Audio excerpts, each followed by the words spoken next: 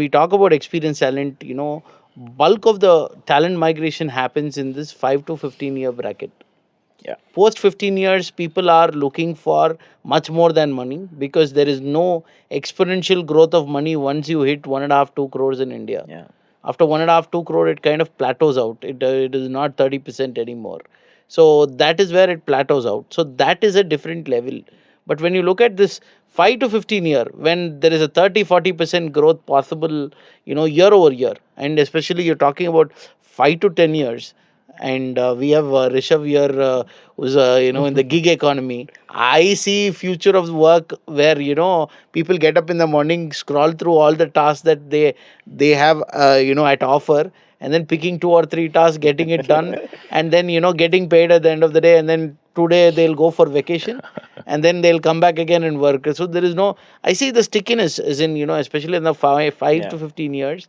Uh, the stickiness is around 2 to 3 years maximum, and not to blame them, companies reward people who keep hopping because you somehow companies also believe that an external talent from somebody from another company can come in and lead all these internal talent which has been there with you for Longer term. few years. So, and it's the same, it's not like you are doing it, your competitor is also doing it, he's poaching from your company, you're poaching from his company.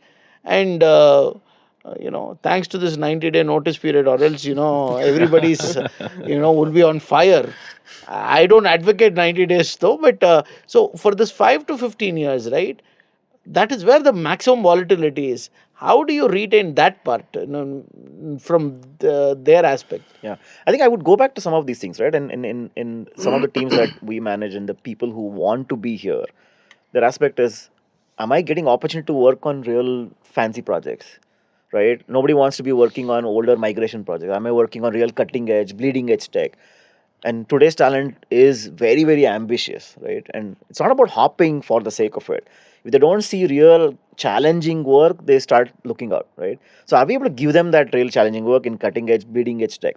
Second is they really appreciate training, right? Which means we're setting them up to be able to do some of these things as well.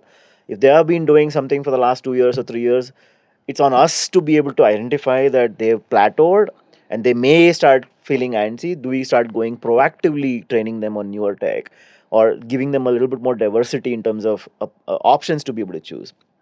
Second is they don't want to be told what to be done, right? They want to be able to choose work as well. So we have to be able to create that ecosystem where they can also pick a gig within the company, right? Where they're able to pick certain roles and work which is outside of their work, plus maybe also as a rollover after their current work as well. Which means we're creating an environment where it's a more startup ecosystem within firms, where they can actually do real cutting edge work, innovate, right? Be on the bleeding edge of technology, be also able to take up some part-time work which will give them a lot more on their resume, right? At the end of it, we know nobody is going to be looking at a 40-year, 10-year, or a retirement tenure at any company. We know it's 5 years, but they also look at how are we setting up their resume, right? Are we giving enough badges on their resume? Are we creating the opportunities for them for that resume? This is critical for us. And we've been able to retain talent for 5, 10, 15, especially when they see that they have growth, right? And if they be there, they're able to get projects which are challenging. At the same time, they're able to grow as well, right? And taking on new.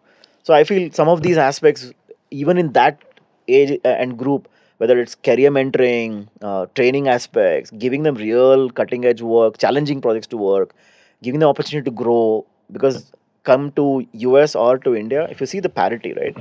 In the US, you'll probably see a software engineer after 25, 30 years of experience. You will never see that in India, right? At 5, 10 years, somebody wants to be growing as a leader. They want to be able to taking on more. They want to manage people. They want to manage accounts or companies, or be an entrepreneur.